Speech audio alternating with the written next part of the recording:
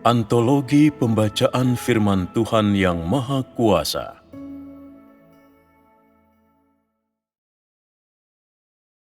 Perkataan Tuhan kepada seluruh alam semesta. Perkataan ke-6.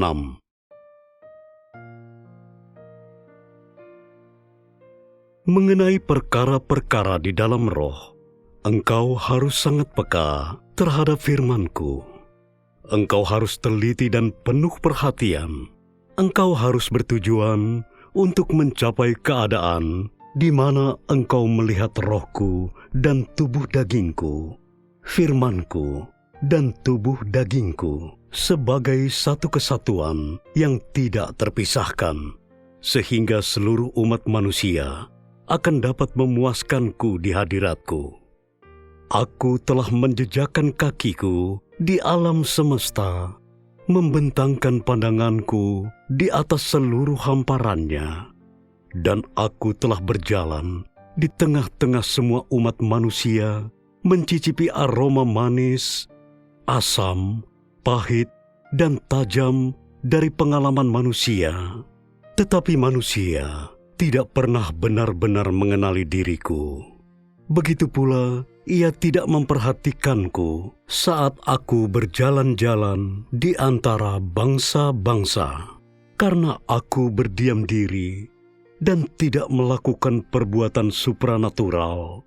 Karena hal ini, tidak seorang pun pernah benar-benar melihatku. Pada masa kini, segala sesuatu tidaklah seperti dahulu. Aku akan melakukan perkara-perkara yang sejak awal penciptaan belum pernah dilihat oleh dunia.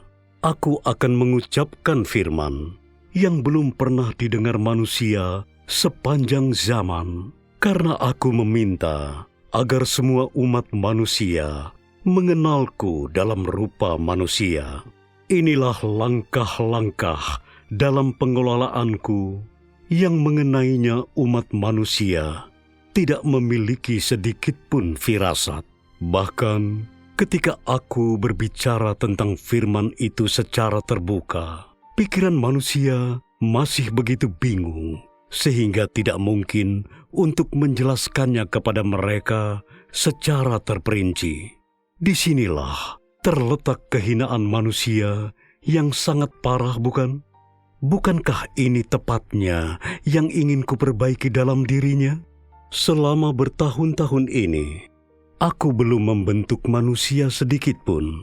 Selama bertahun-tahun ini, bahkan orang-orang yang bersentuhan langsung dengan daging inkarnasiku tidak pernah mendengar suara yang langsung berasal dari keilahianku. Maka tak terhindarkan bahwa manusia pasti kurang dalam pengenalan mereka tentang aku.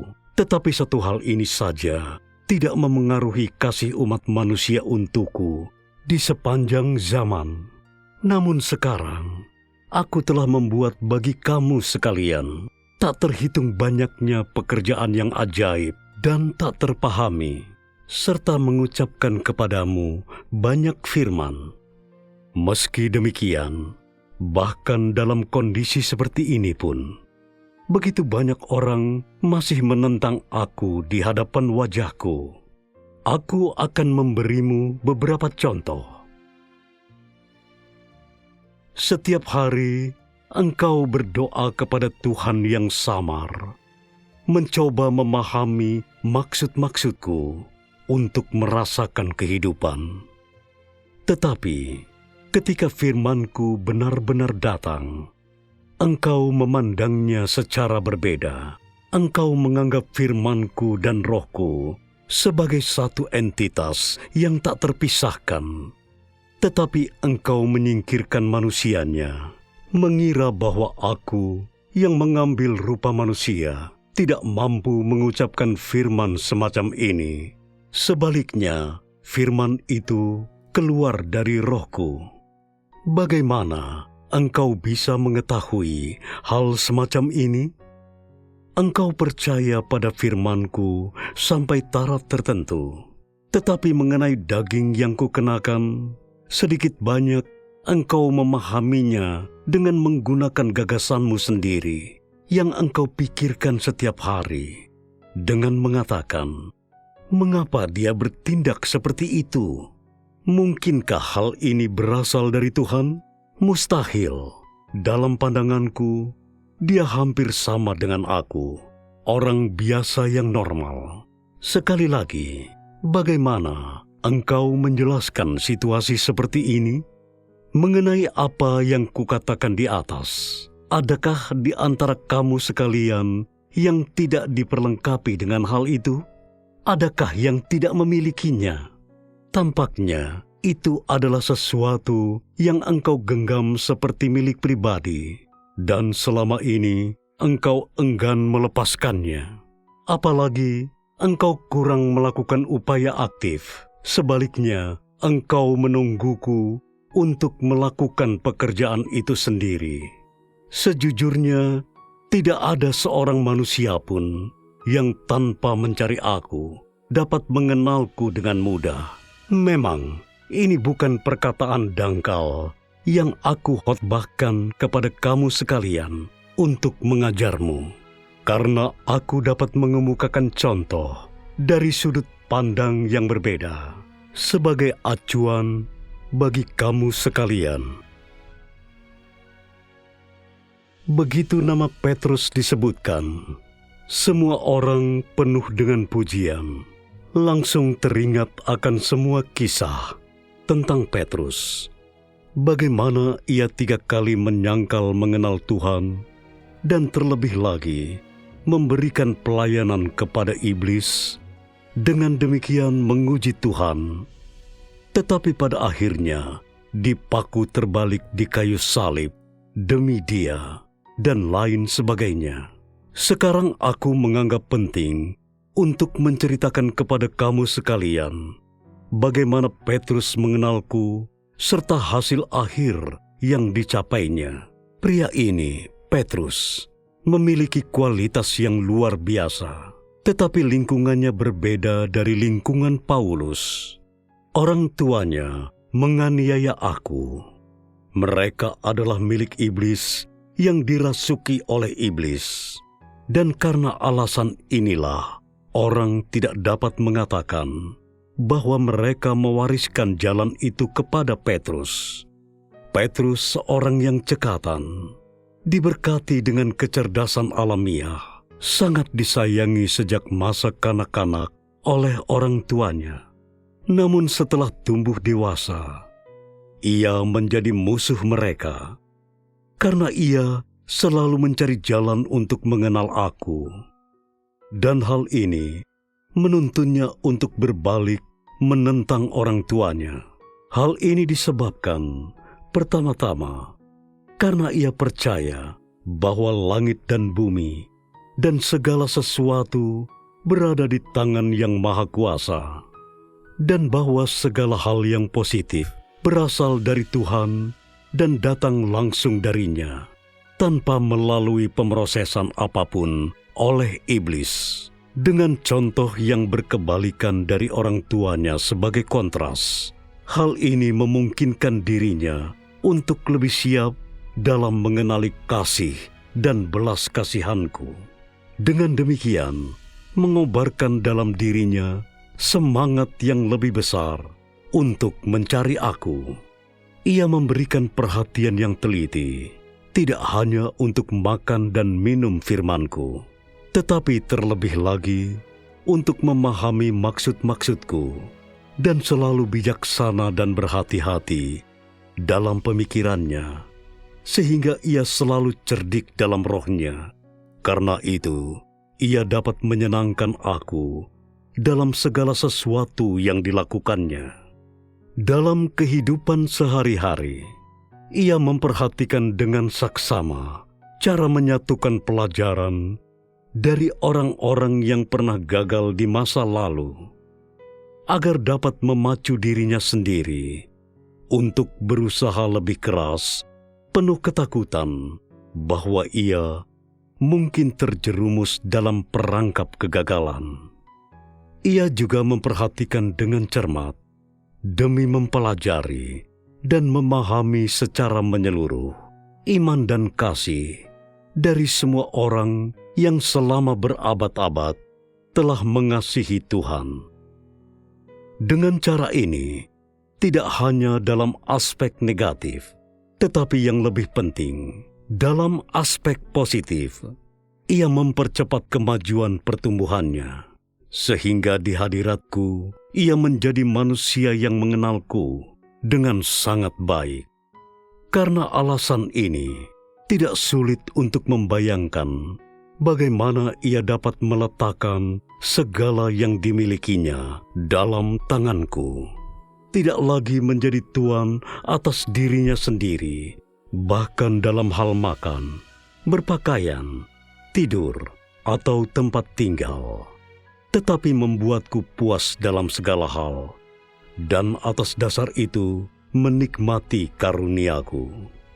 Seringkali aku mengujinya, yang tentu saja membuatnya setengah mati. Namun bahkan di tengah-tengah ratusan ujian ini, tak sekalipun ia kehilangan kepercayaan atau menjadi kecewa kepadaku. Bahkan ketika aku mengatakan bahwa aku sudah membuangnya, hatinya tidak menjadi lemah atau tenggelam dalam keputusasaan, tetapi seperti sebelumnya, tetap melanjutkan untuk melaksanakan prinsipnya demi mewujudkan kasih-Nya kepadaku. Ketika aku memberitahukan hal itu kepadanya, meskipun ia mengasihiku, aku tidak memujinya, tetapi akan melemparkannya ke dalam tangan iblis pada akhirnya. Di tengah-tengah ujian ini, yang tidak menjangkau dagingnya, tetapi merupakan ujian melalui firman, ia tetap berdoa kepadaku, "Oh Tuhan, di antara langit dan bumi, dan begitu banyak hal, adakah manusia, makhluk apapun, atau perkara apapun yang tidak berada dalam genggaman tangan-Mu yang Maha Kuasa? Ketika Engkau mau menunjukkan belas kasihan kepadaku, hatiku sangat bersyukur karena belas kasihan-Mu. Ketika Engkau ingin menghakimi aku, meskipun aku mungkin tidak layak, aku semakin merasakan misteri yang dalam dari perbuatan-Mu, karena Engkau penuh dengan kuasa dan hikmat. Meskipun tubuhku mungkin menderita, aku terhibur dalam rohku. Bagaimana mungkin aku tidak memuji hikmat dan perbuatan-Mu? Bahkan jika aku mati setelah mengenal Engkau, aku akan selalu siap dan bersedia. Oh yang Maha Kuasa, tentunya hal itu bukan karena Engkau sungguh-sungguh tidak ingin memperkenankan aku untuk melihat Engkau. Tentunya hal itu bukan karena aku sungguh-sungguh tidak layak untuk menerima penghakiman-Mu. Mungkinkah ada sesuatu dalam diriku yang Engkau tidak berkenan melihatnya? Di tengah-tengah ujian semacam ini, meskipun Petrus tidak dapat memahami maksudku dengan tepat, jelas bahwa ia menganggap dipakai olehku sebagai kemuliaan dan kebanggaan pribadi, meskipun sekadar menerima penghakimanku, agar manusia dapat melihat kemegahan dan murkaku, dan tidak merasa gundah karena sedang diuji. Karena kesetiaannya di hadiratku, dan karena berkatku atasnya, ia telah menjadi sebuah contoh dan teladan bagi umat manusia selama ribuan tahun. Bukankah inilah justru contoh yang harus kamu sekalian ikuti? Pada saat ini, kamu sekalian harus berpikir keras dan mencoba mencari tahu mengapa aku memberikan penjelasan yang panjang lebar ini tentang Petrus. Ini harus menjadi pedoman bagimu. Meskipun sedikit sekali orang yang mengenalku, aku tidak akan karena alasan tersebut melontarkan kemarahanku kepada umat manusia. Karena manusia memiliki begitu banyak kekurangan, sehingga sulit bagi mereka untuk mencapai tingkatan yang kukehendaki dari mereka. Jadi, Aku telah bersikap lunak terhadap umat manusia selama ribuan tahun, sepanjang waktu hingga pada masa kini. Tetapi aku berharap kamu sekalian tidak akan, karena kemurahan hatiku, terlalu cepat memanjakan dirimu. Sebaliknya, melalui kisah Petrus, seharusnya berusaha mencari dan mengenalku, dan melalui semua kisah Petrus, menerima wahyu dengan cara yang belum pernah terjadi sebelumnya. Dan dengan cara ini, sampai di ranah yang sebelumnya tidak terjangkau oleh umat manusia, di seluruh alam semesta dan bentangan langit yang tak terbatas. Tak terhitung banyaknya ciptaan, tak terhitung banyaknya benda di bumi, dan tak terhitung banyaknya benda di surga. Masing-masing orang mengabdikan seluruh kekuatan mereka demi tahap pekerjaanku yang terakhir. Tentunya kamu sekalian tidak ingin tetap menjadi penonton di luar garis, digerakkan ke sana kemari oleh kekuatan iblis. Iblis terus-menerus melahap pengetahuan manusia tentang aku dalam hati mereka. Dan secara terus-menerus, dengan gigi yang diperlihatkan dan cakar terhunus, terlibat dalam pergolakan terakhir dari pergumulannya dengan maut.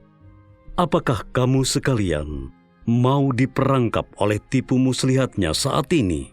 Apakah kamu sekalian berharap pada saat tahap terakhir dari pekerjaanku diselesaikan, kamu sekalian mengakhiri kehidupanmu sendiri? Tentunya kamu sekalian tidak terus menungguku untuk memberikan kelonggaran sekali lagi. Berusaha mengenalku adalah hal yang utama, tetapi kamu sekalian juga tidak boleh lalai untuk memberi perhatian pada perbuatan yang nyata. Aku menyingkapkan wawasan kepadamu secara langsung melalui firman-Ku, dengan harapan bahwa kamu sekalian akan tunduk pada bimbingan-Ku dan berhenti menggunakan aspirasi atau rancanganmu sendiri.